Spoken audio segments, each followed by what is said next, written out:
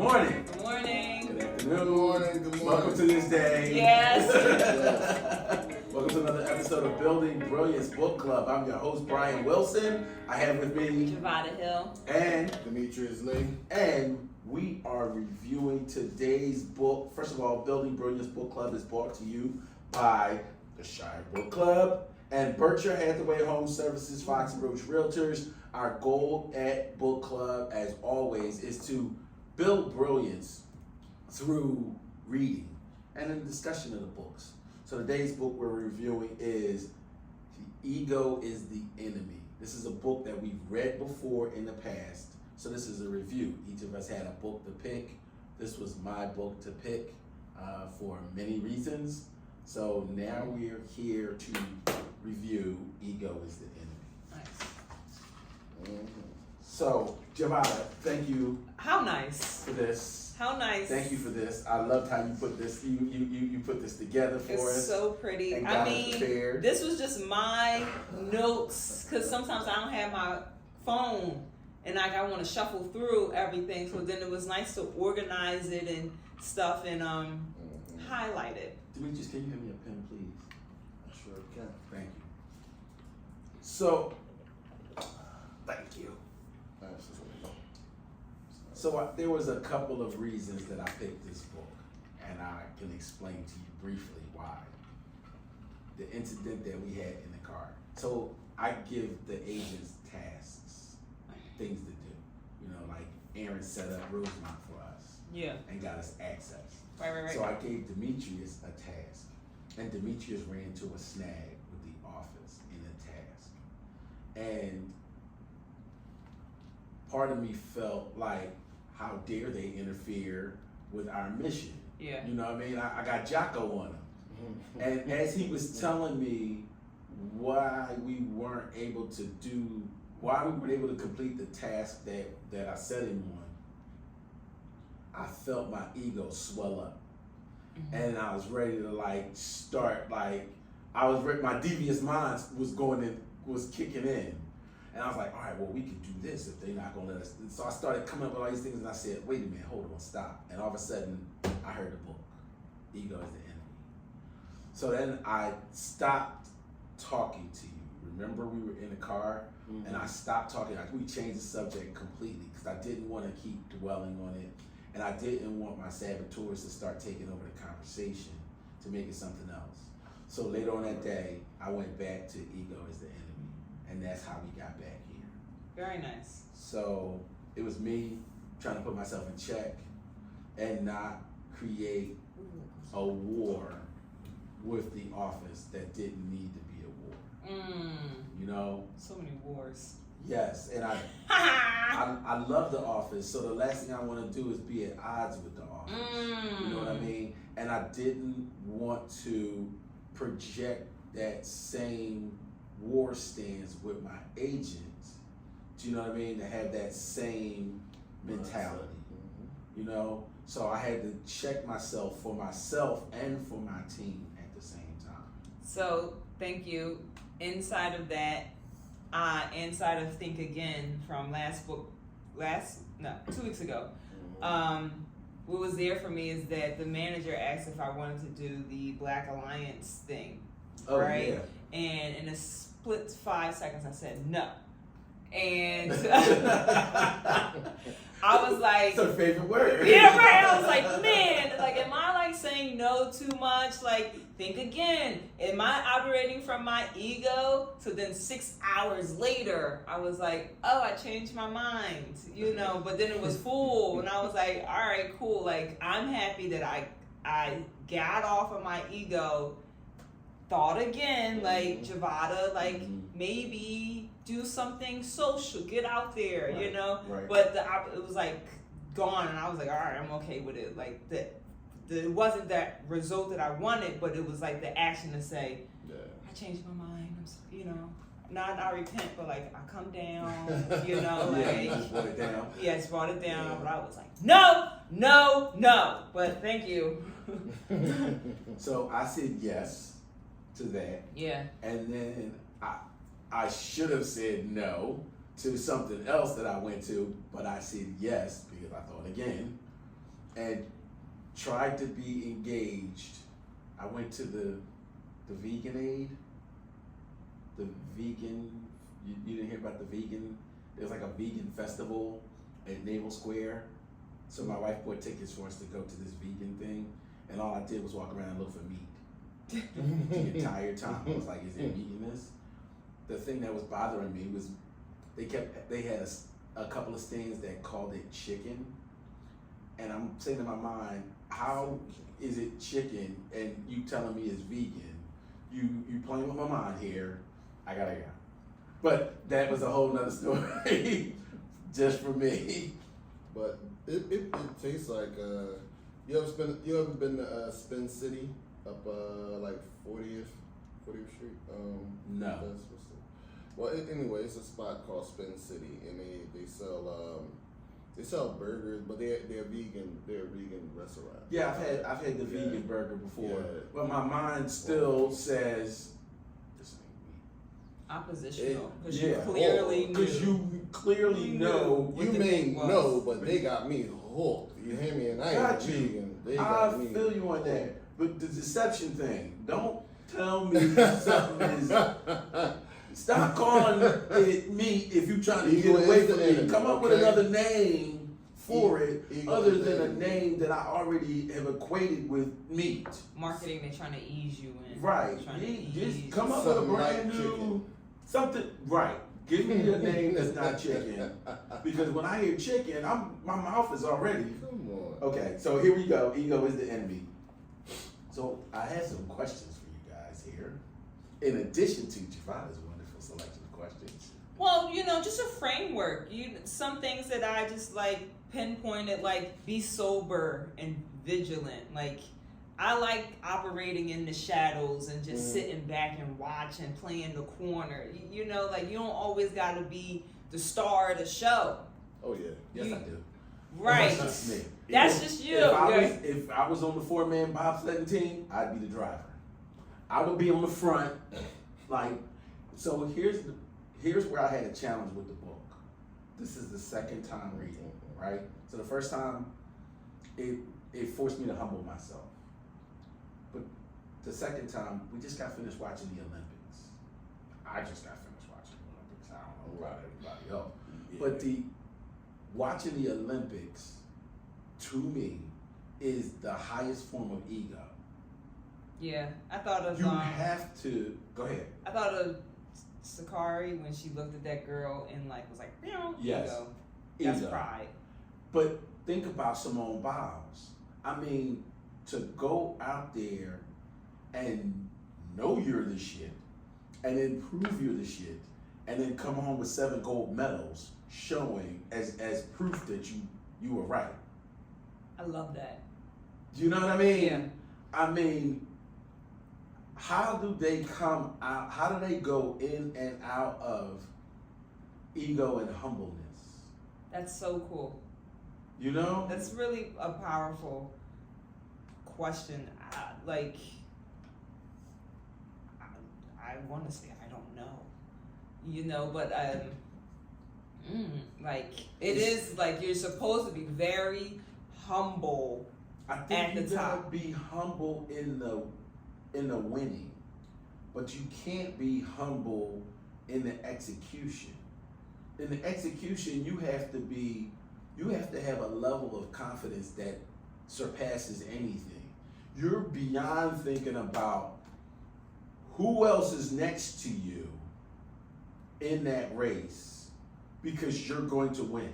Like, Sha'Carri just looked at them, even at the line, and was like, when they showed her face, you could see her looking at the end like she was already there. Yeah, you're not supposed to look, nobody else exists. Nobody else exists. You got complete tunnel vision. And all you wait for is, they say on your mark, you get down in your position, and your mind is still so affixed on, I already won. Yeah. I mean, your ego is on the outside of your chest at that point. I don't know if that's what's so. Psycho-cybernetics says that you're supposed to see yourself winning in your way. Right. I don't think that's ego. It's just your success mechanism. Okay. I just think that's a tool. I don't think that's your ego. You're supposed to see So yourself. how do you get there? I mean, ego got you to the Olympics in the first place. I You don't beat know. out think it's- you I don't beat out think it's hundreds of people to ego. get there. I don't think it's As he ego. mentions in the book, you got different categories of people, and some of those individuals are prime example. Those individuals who fully embrace their confidence, and they're driven by their confidence.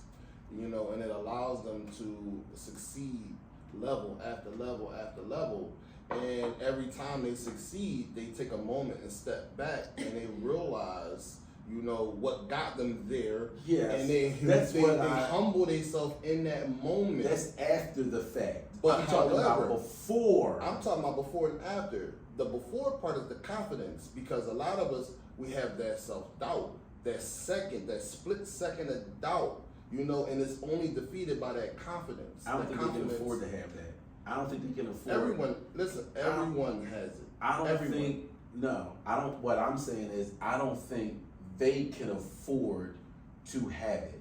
No, I we're don't not think talking they about you talking about in the Olympics. Yeah, I'm just- no. When they got there, first and foremost, that's why we said there's levels, right? There's levels to confidence, and with that level, it comes with accomplishment, right?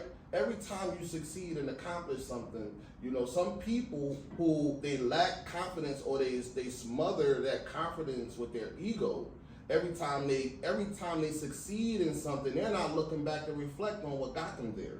They're looking at the simple fact that I'm just the So yes and no. That little the Asian gymnast yeah, that after she did her uneven parallel bar routine, she jumped off the bars, did her thing, and then ran to her notes to review her.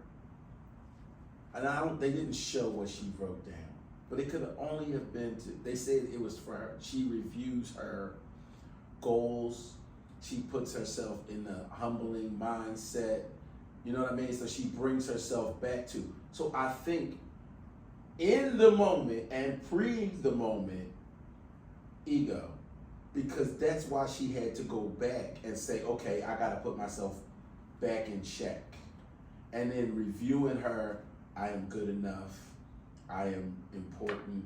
You know, I humble myself. I think she put herself back into that mindset. I think it's a level of control that they have to be able to control the will, the drive, the grit is what got them there. That's the thing that made them get up every morning and do it. The ego is what got them to the Olympics, because they still had to beat out hundreds of people in order to even be there. And then, so why do you think it's ego? So before that, let's define ego. okay. An inflated feeling of pride in your superiority to others. 2, your consciousness of your own identity. 3, psychoanalysis, the conscious mind. So ego is the enemy, talks about 1, your inflated feeling of pride. Yes. That's one definition. 2, your consciousness of your own identity. They are conscious that greater is that is in me. Yes. I don't care about any. I'm just don't care about anybody exposing else. What's the in me. greatness in me. I have no pride around that. Right. It You just know, is what it is. It's You have here. greatness. You have greatness, but I'm going to remove the mask to show you my divinity.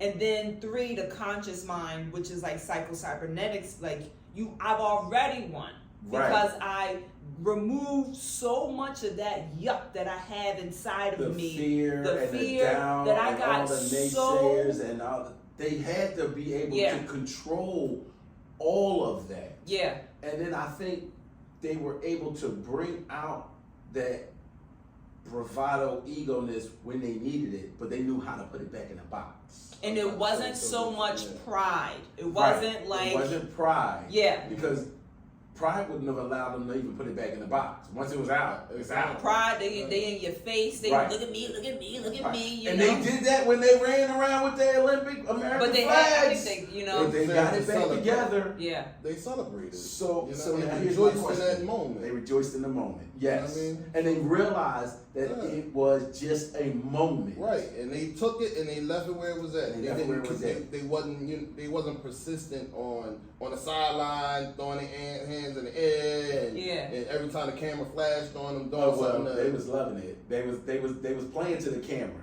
Took it. They had to. You know what I'm saying? Because I mean, think in of that all same of- sense. think of it from a perspective of look at the inspiration that they were instilling across the water back to the 5-year-old At home, kid yeah. sitting at home watching them going, I can do that, or I want to do Of that, course. or that can be me. You know what I mean? The next Simone Biles, or the next Miles. But what I'm saying is pride Miles doesn't Miles. allow you to do that. Pride doesn't allow you to influence people in such a positive manner. You're actually You know, correct. It rather does. it's just all about you. It's just all about So that's you. what I'm saying. They didn't do that. No, they didn't. You know? They didn't. I agree with you 100%. So, how does the concept of ego as the enemy resonate with our modern day society and our individual ambitions? That's a very, very great question. Modern day society kind of make you want, first and foremost, it makes you have to deep within yourself. You have to dig deep within yourself to be better. Because, and when I say better, not like you just walking around picking out people to be better than. It's just that when, in the spirit of comparison, right? A lot of people compare themselves to those who have more than them, and so they never feel a moment of success or a moment of accomplishment, because when they're looking at the people who have more than them, all they feel is small, and they never give themselves a chance to breathe and come from underneath of that. Walking around comparing yourself to the people who have less than you will put you in a mindset that you are better, you have more, this, that, and the third, and you may not know how to control it. So at the end of the day, you have to do both.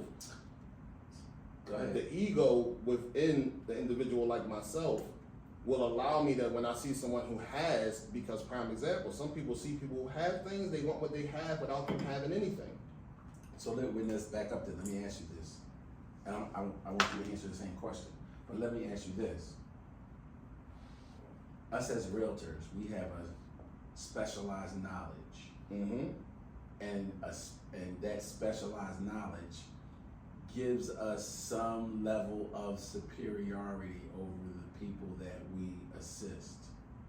How do you control your ego in those situations? Listen. Mm-hmm. Listen more than talking, because any area, the financial, someone has a specialized knowledge in stocks, someone agriculture, you have specialized knowledge in how to maintain your chickens. Mm-hmm. You know, in that atmosphere, listen with intention. Listen with intention. I do that. I do that by giving my client the floor to speak first.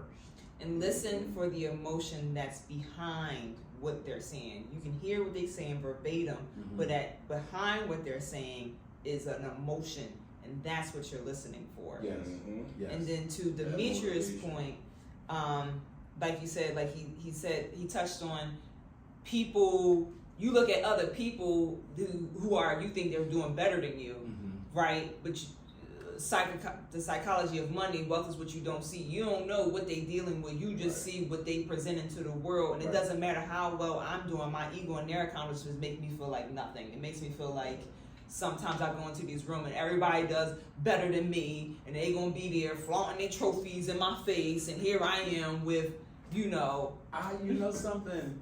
I used to see that. I don't see that anymore. I see us all running a race, and we're all at different points within the race. If I'm tunnel vision now, not, oh, he doing this or he doing that, or why can't I do this or why can't I do that. Now I'm like, this is my race.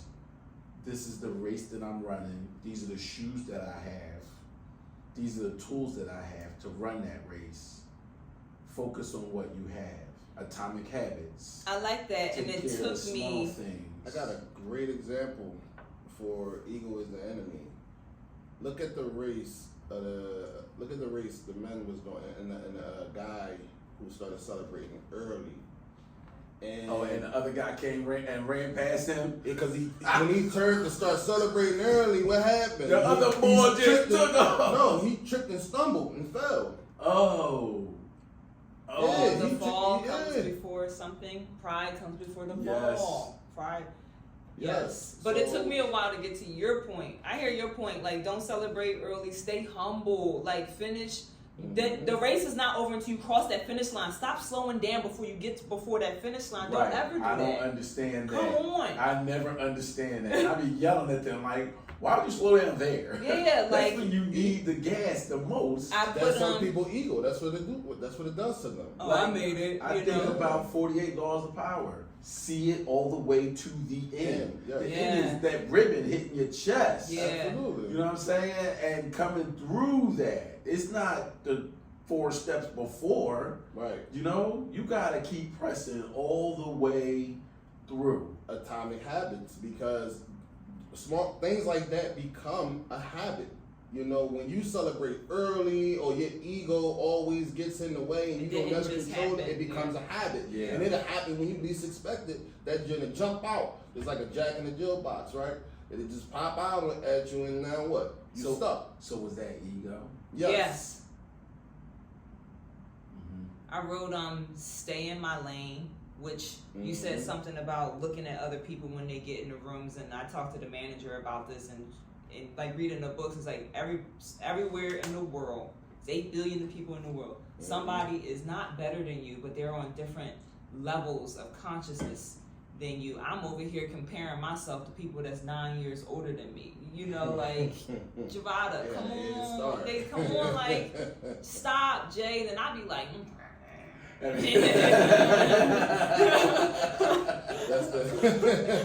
That's the little J in you. Oh my god. Then it makes me feel like not like, notice the illusion, the emptiness of the illusion. Everyone's chasing something, and I created the story, and be mindful of the stories that I'm living inside of, the rumination and repetitiveness. It's just like, Jay, stay in your lane. Yes, Yeah.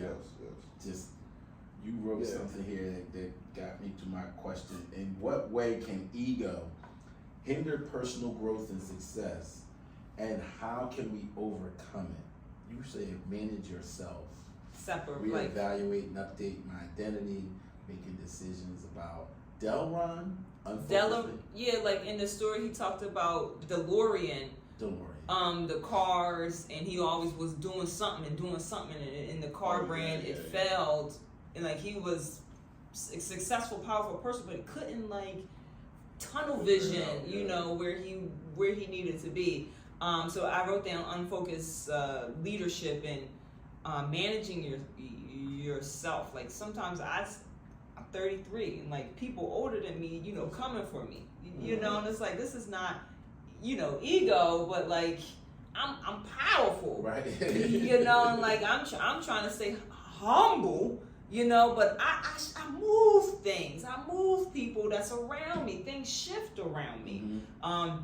So staying conscious of like that you try and run with the big dogs, but you realize that you are, not a big dog, but like I Yeah. understand that. He said something about, and this is something that I've always done, is stay a student, oh yeah, and stay in that student's mindset.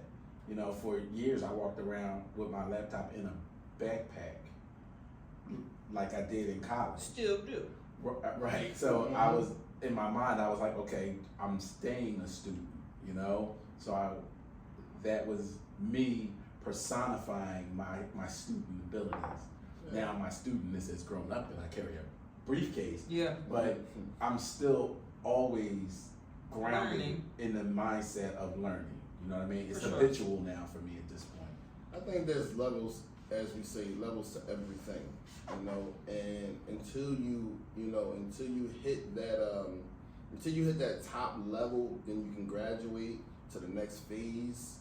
You know, you gotta, for one, you're gonna be a student for the remainder of your life. You learn something new every day. Mm-hmm. And there's no like crossing.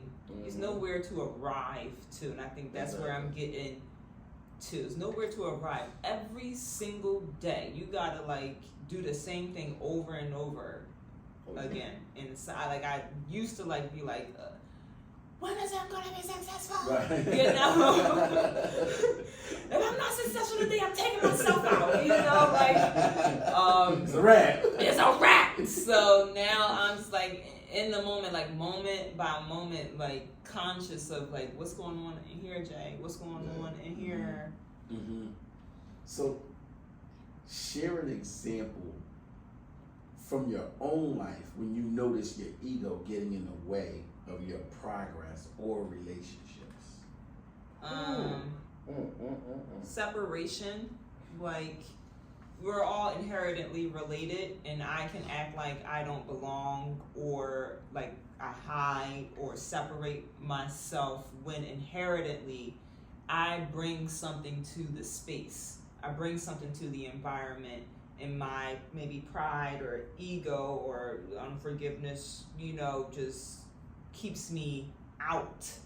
And what that looks like is isolation, to the point where I come outside, you know, I'd be like, oh, it's 1.5 million people in Philadelphia, and sometimes I come out and be like, whoa, it's a lot of people out here. So now I'm taking actions to like, I cleaned up Cobb's Creek, I went to a meetup to like social, because I've my pride.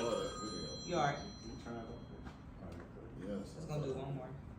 Okay, because my pride is removed me. Ego leads to envy, and envy, you can't be in that space. So the dynamic, which a part of me is like, you know, the critical path. Mm-hmm. Things are in your path to happen, and they're supposed to happen because it shifts you. Maybe rejection is protection because staying in the room, staying focused, dude. Because it shifts you. So to answer the question, just watching how my ego can separate me, can make me feel like I'm not a part of when I'm the center, you know. I had Go ahead, D. My ego has gotten in the way with things like preparation, preparing myself for like an open house.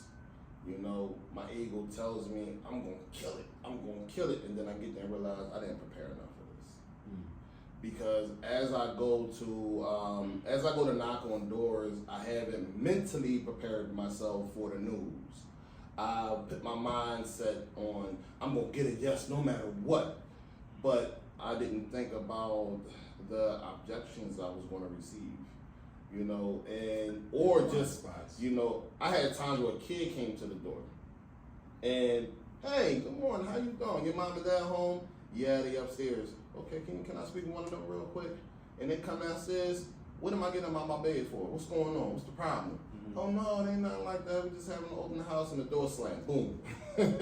So I didn't prepare myself for that. Right. After the second, third time that happened, I'm like, you know what? I ain't knocking no more doors. It's too early in the morning for the door. So my ego is telling me, like, man, you bigger than that. Ain't nobody slamming no door in your face, and you ain't going for it. We ain't having it. Or like doing the same thing and thinking that what worked in the past is gonna work now. Yeah. I've been guilty of that. Absolutely. I've been guilty of that.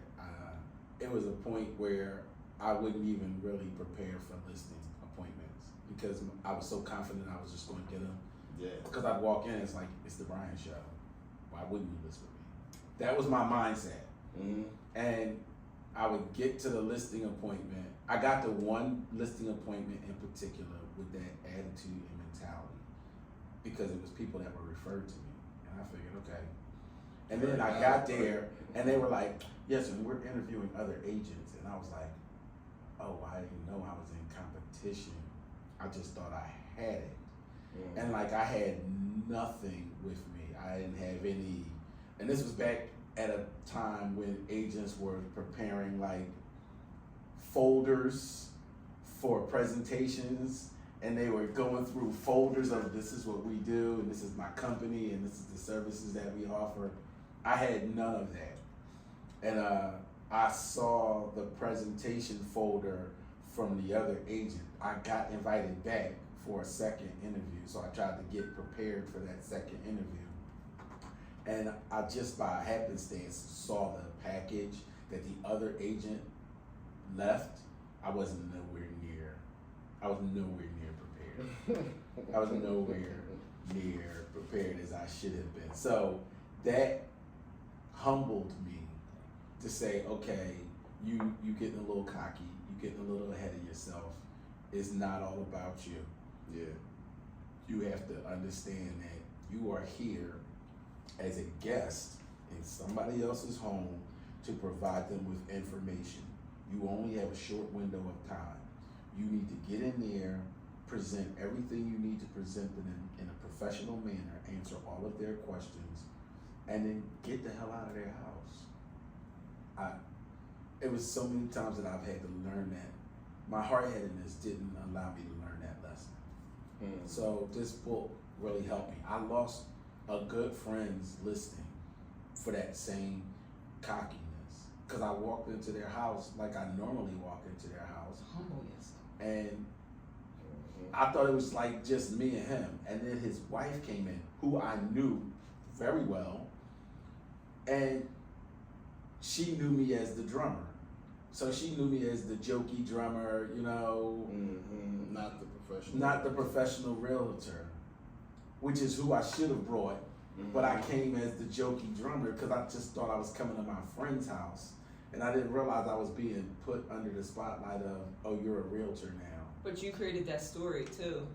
But you're taking 100% responsibility that you created that story, that I'm coming into this atmosphere of like the jokey drummer already got it. So then who shows up if you creating that story, that identity of the jokey drummer? But now in hindsight, like if you came through like I'm the professional, like I'm winning this client, And like you know what was funny about it? That at that time I was playing this tightrope between being a realtor and being a drummer. Like I would be You a played that realtor for like a month, yeah. and then close a couple of deals, and then go away for a month, and it would be gone. And then, you know, I wouldn't come back. Like I would go away for 2 weeks and be gone for a month. And then I would come back, be a realtor, close a couple of deals, and then go away again. You know? And I'm like, this don't make any sense, because I have two different personalities, which is why I probably have so many email addresses, because I try to satisfy every personality that exists. You give them an identity and a Yeah, character. they have names. I'm about to say, yeah, you got to give them a name. Yeah, they have names. I've got multiple names. Yeah. Okay. Yeah. So it was a weird balancing act, trying to satisfy all the different parts of Brian, and trying to be true to all the different parts of Brian, and then still trying to be a realtor. I had to make a decision at some point, you know, of who I am, who I want to be, who I want to present myself as. So many identities. Like I think of Buffini and like the Rainmaker hat. Now he putting on the manager hat, you know, and it's like, oh man, like I love reading, and like sometimes I'm like, did you spend all day reading? Like, did you do any Legion? Like, oh, I gotta work, you know. Somebody gotta do something. I ain't making activities here. Okay, so now, quick questions here. How can the humility proposed by Ryan Holiday and ego is the enemy, and okay, I'm jumping ahead of myself here. I want to do compare and contrast.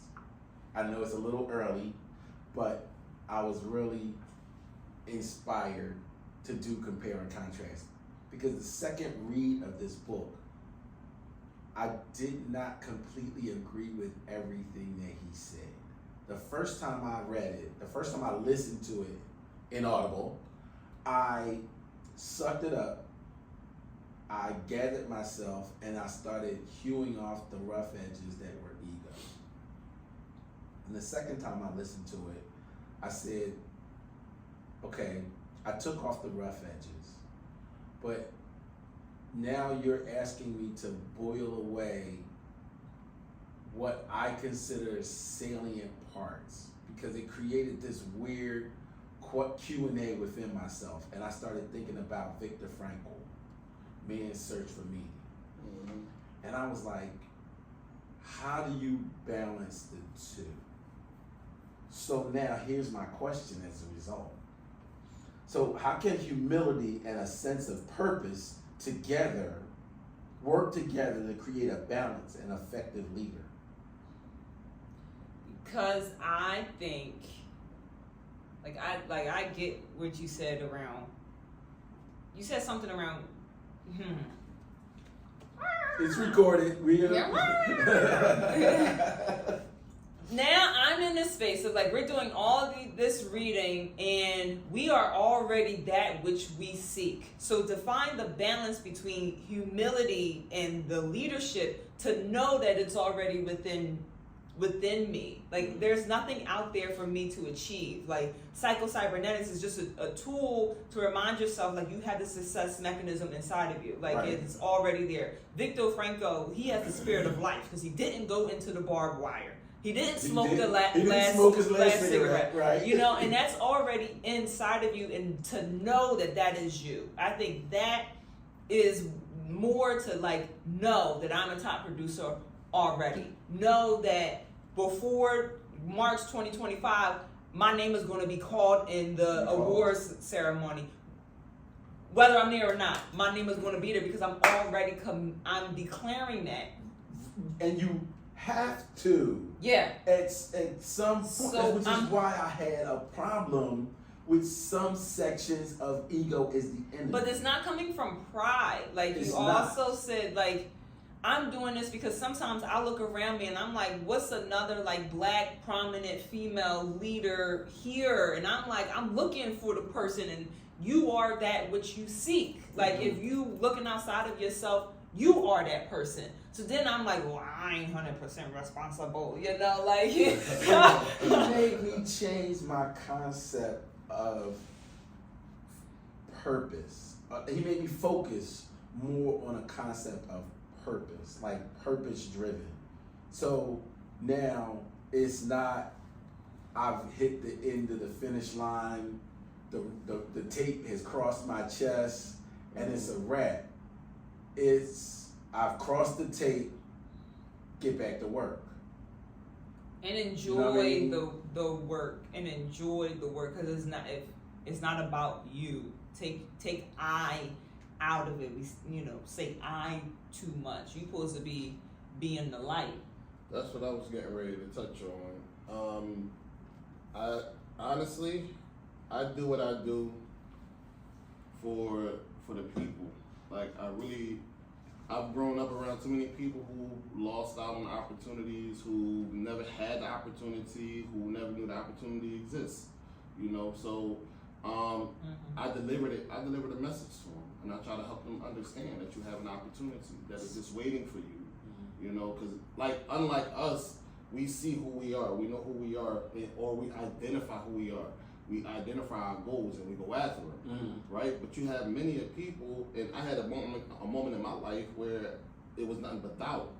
It was no clarity, And when that clarity started to come to me, I didn't even know what it was. I thought it was something totally different. I thought you know how they say dreamers don't do nothing but dream and this, that, and ask you third. this. Did that clarity make you arrogant? Not at all. It actually humbled me even more because, first and foremost, my purpose is not to be the best out there is. My purpose is to achieve and arrive. You understand what I'm saying? And part of that purpose and that goal, first and foremost, at the end of the day, every day that I woke up, I've already reached the point that I wanted to be at. Okay. Now I have to maintain it. That's psycho-cybernetics, right? Exactly. So I just have to maintain it. And as I maintain it, it grows and grows and grows. But it doesn't overwhelm me, and it doesn't become me. I am who I am. I am that I am. Okay. So now, compare the negative effects of unchecked ego with the negative aspects of a lack of meaning. If I had pride, or if I was a prideful individual, whenever I had a loss, I would never take that as a lesson. I would never utilize that going forward and benefit from it because my pride wouldn't allow me to do so. I had a situation where I sat in here for 4 hours on a closing, and the opposite party, the seller's agent, was the one holding everything up. And the crazy thing was, it was all about something small, you know? And again, don't sweat small things, right? It reminded me of that. Mm-hmm. And even before I even had the experience, thanks to Javada to bring that book back to the table, mm-hmm. Before I even had the experience, I was already on that same mindset, with that same mindset of not sweating the small stuff, because I could have flipped out and been like, listen, man, I got stuff to do. You got me here for 4 hours. You out your mind about $15? Mm-hmm. Seriously? I'll pay the $15, man. Come on, man. I ain't do none of that. You know what I did? At the end of the day, I said, you know what? This was a valuable lesson, because you always tell me about the 45-minute close, right? Mm-hmm. And there were two things that I didn't do. I went over the altar, but however, I didn't contact him, go over the altar with him and make sure everything was straight on his side. So therefore, it allowed room for the bull crap. Mm-hmm. It allowed room for that. Mm-hmm. You know, so I took a valuable lesson from that. And ever since then, that's what I do. When I'm in a transaction with someone, I contact them, ask them, did you get the altar? You got it? Okay, good. Everything look good for you? Okay, everything look good for me? All right, good. Let's move forward. Mm-hmm. Mm-hmm. It makes that thing real. Makes that 45-minute close real. Exactly, and that's been going on ever since. So we did have the end. So, how can regular self-reflection help you manage your ego and find meaning in your professional life? Regular self-reflection and listen, when I tell you, I almost self-reflect almost every day. Almost every day. When I wake up in the morning, I'm asking myself, am I sticking to my routine? Not only that, did anything change? What changed? And throughout the day, as I mentioned, in comparison, I used to walk down the street at one point in my life and compare myself to all of those who had way more than me, so I felt less, and it made me do stupid things, mm-hmm. you know? And the reason why I say stupid things is because I never gave thought to it. I just did it, mm-hmm. you know? And now I look at the people who have more, and I'm happy for them that they have what they have. And I want either what they have or better, but I don't want them to lose anything that they have. Mm-hmm. You know, before that wasn't me. Me, it was like, man, I'm about to smack boy in the head, take that. Like, I'm sorry for that. I know we're being recorded, but that's where I come from. And, you know, that's the transition in my life that I made. So I reflect on that, how I was then to how I am now. And then on top of that, just looking at the people who have less, I don't feel sorry for them, but at the same time, I feel their pain. Mm-hmm. You know, and it makes me want to maintain and be better and to do the things necessary to not be in that situation. And it helps as much as I can. Read the question again. How can regular self-reflection help you manage your ego and find meaning in your professional life? Meaning. Sometimes the meaning shifts depending on the client, mm-hmm. what they're fighting for behind that. Mm-hmm. I like keep my eyes off of what other people are doing, the reflection, because if I go on social media and I see somebody list a property, I'd be like, oh look, you helping them out, but where's my listing? Like, and I can't come from that, because that's like a defeating identity. Wait. When I see other people do settlements, yeah, I look to see who the client is and start searching my phone to see if I know them. And I'll be like, was that my client? And I'll be, because everybody I know, you know, is in your phone. Yeah. Yeah, I've been there. That's so crazy. Yes, it is. Because to think that everybody is taking your client, yes. which is like, to me, is like it's so freaking insane. Like, it's really, my insanity, yeah, man, running around through my head. But then you get to a place of like, there's no lack. Like, there's no lack. I'll be like, oh, you looking, I'm asking, I'm on my knees 3 a.m. praying for a blessing. Look at you blessing everybody around me. Yeah. You know, then, and I'm like, cursing the Lord I'll out. be 3 like, a.m. yo, Jesus! you do something right now. Oh man. Yeah, I'm always like fighting death. Like, so just being in my identity, like, there's no lack for me, Javada. Like, I gotta come back to, like, get off the internet. You're blessed. People love you. You know, they want you around. You know, so just that's my identity part in the business part. That's what I got. What you got? So, I do self-reflection when I meet new people, and I take myself down to 0. And then in that conversation, I find out where they are and then be on that level with them, no matter what the conversation is that they're talking about. Law 48. I'm right there with them. Formlessness. Really? And then in that, I create this bond of communication. Oh, that's manipulation. You know what I mean? Just a little bit. Yeah. Because I still have to bring it back around to why I was here in the first place. Okay, yes, that's me driving it, but I now have a passenger now instead of having just an observer. We're in it together now because now I've related to them. Mm-hmm. I've listened to their situation. I've empathized with them It in the became situation. one. Yes, yes. And now I'm like, okay, because for most clients, and you know this, some of them are stuck in this situation and don't know how to get out of it. So now I'm coming in like, okay, I'm the tow truck. I'm the tow truck operator.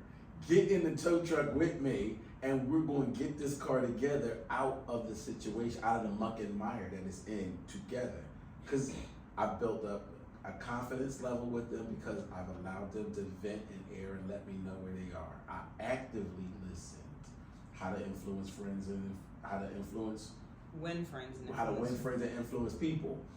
So I took all of that and said, just bring it all back together. So I start off at 0. When we first meet, it's like, hey, how you doing? I'm Brian.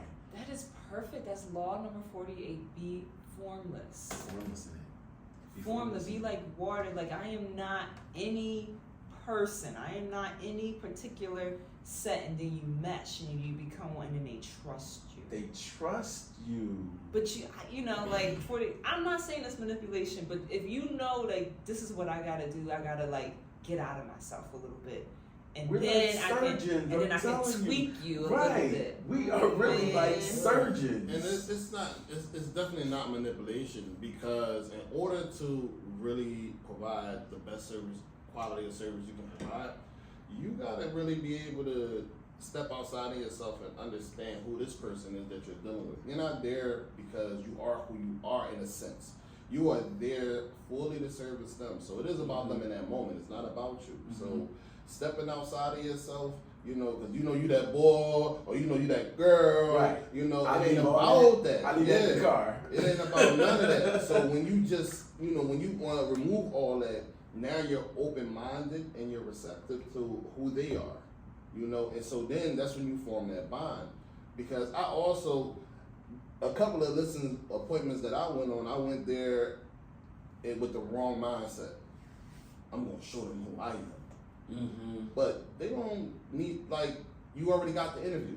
Right. So something about that says they already already know interested who who you you are. are. You know, interested in who you are. You don't necessarily have to prove anything at this moment. All you have to do is go there, find out what they need, and find out how to best service them. And if they like what you're offering, then they all in. Point blank. So it ain't about proving anything. But the most important thing is that connection. That's the most important part. Yes. When I go in there, I don't even start the presentation by opening up anything. I start by talking. I just start by talking and have the conversation. How you doing today? How was it? How was your day at work? Yada yada yada, and go into a couple of things, and then okay, so let's get into why you Meat and potatoes. why you looking to sell, or why you looking to buy. what influenced your life at this moment, Mhm. and then they'll go into everything, and I'm like, wow, and Like I'm really they interested pour. in them, who Yes. they are. Yes. And when Yes. I leave there, we've established a bond already because they are so happy to allow me to help them do whatever their real estate goal or Mhm. need is. That's so powerful for us to come from that perspective. Mm-hmm. Okay, so now I gotta ask you because I don't want to mess up time. Compare ego as the enemy to another book we've read. Power versus force, the hidden determinants of human behavior. What's there for me is you can use the ego as a force if you're coming from pride, or you can use the ego as power coming from I'm already that which I seek. This is why I had a problem with the book, because you can use the ego. It's not the enemy. Yeah. It really isn't the enemy. If it's balanced. If it's balanced, you have to be able to. That's what I was saying in the very beginning. Yeah, but about you gotta the remember Olympics. what he says in the introduction. He mentions all of those things in what you're saying. He's saying basically this isn't for everybody. Not everybody. Not the ego isn't the enemy for everybody. It's the enemy for whoever it is that misuses it. Okay, Yes. Who don't understand how it operates. He I'm helped better me than you. He helped me to Right. humble myself Right. in identifying my ego and when it rears its ugly head. Yeah. You know what I Exactly. mean? But there are times where I need my ego. Right. I need my ego to propel me, to inspire me, to especially in difficult situations, new situations where I may feel vulnerable going into it. I need the ego as that gas to go, you are a powerful agent. All right. You know something? Sorry, I was in a conversation. I We know. were talking. I seen y'all. You saw me I fall got off. a statement that will match exactly what you're saying, so you understand, right? And this comes from one of our scholars in Islam, and he says what? That your soul is just like your enemy. He says once it finds you're serious, it obeys you. When your enemy knows that you are a warrior, you're a beast, he not trying to come at you. He trying to establish some peace. You know what I mean? And he continues by saying, if it finds weakness from you, it will take you as a prisoner. And that's the ego. The ego, if it knows you are serious and you are not weak, it will obey you. But however, if it finds that you are weak, it will control you. Yeah, it can consume you. Yes. Completely. Yes. So that's what he's talking about, how the ego is the enemy.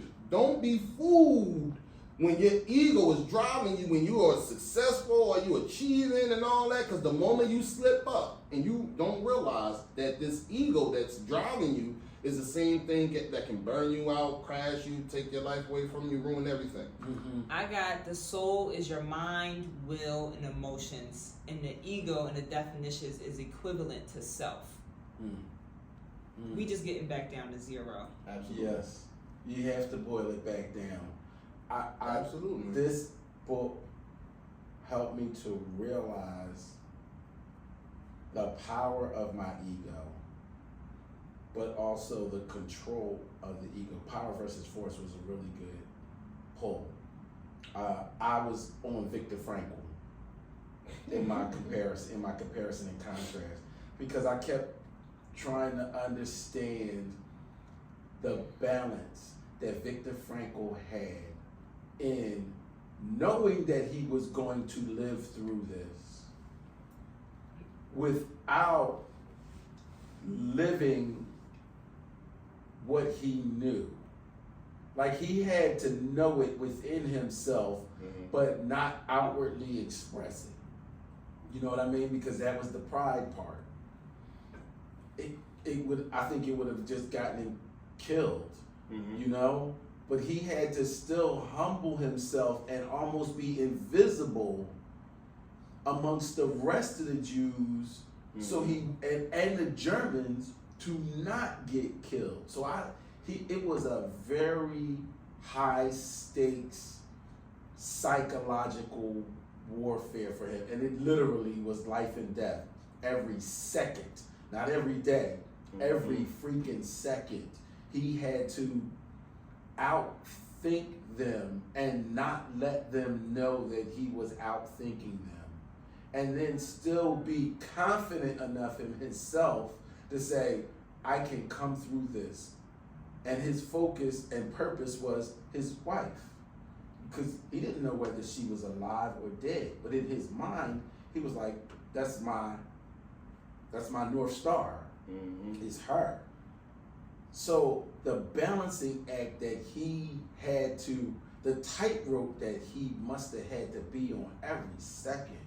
Like, the only time he got peace was in his sleep and in his dreams. Because remember, he was like, that's the only time that you could actually escape was in your dreams, but you couldn't get too comfortable being in your dreams because you would wake up to the nightmare of the reality that you were actually in. You know?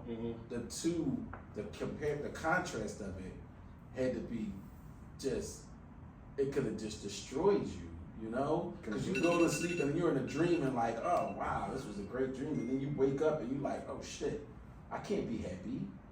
I really can't be. I know where I am, you know, and to have to check yourself like that. Oh my God. So that was my comparison and contrast. Guys, I love this book. I love the ideas that we're doing in these books. Next week, you know where we're going next week, right? Next week we're in the Power Broker. So next week book we'll be reviewing is The Power Broker. We've been reading this book for the last 2 weeks, and it's a long book. It's 50 chapters. We're 15. I think that's what we said, chapter 15. Okay. So we're going to review chapter 15, and then we're going to take another 2-week break. Okay. And then come back to it. Okay. I have another book that I want us to read. In that time, I'll send it to you guys. All right. But it's a short, easy read. Thank so you. it's not. It's not. We thank you for joining us again in another episode of Building Brilliance Book Club. We'll be uploading this episode on our YouTube. You can find us on Facebook. You can also find the books that we've read on the book club app under Shire Book Club, or you can send me an email at briank.wilson@foxroach.com. Thank you guys. I'd like to thank my co-hosts for participating in this journey. I really appreciate you guys. Thank you very much for your input, and thank you for your participation. Gotcha.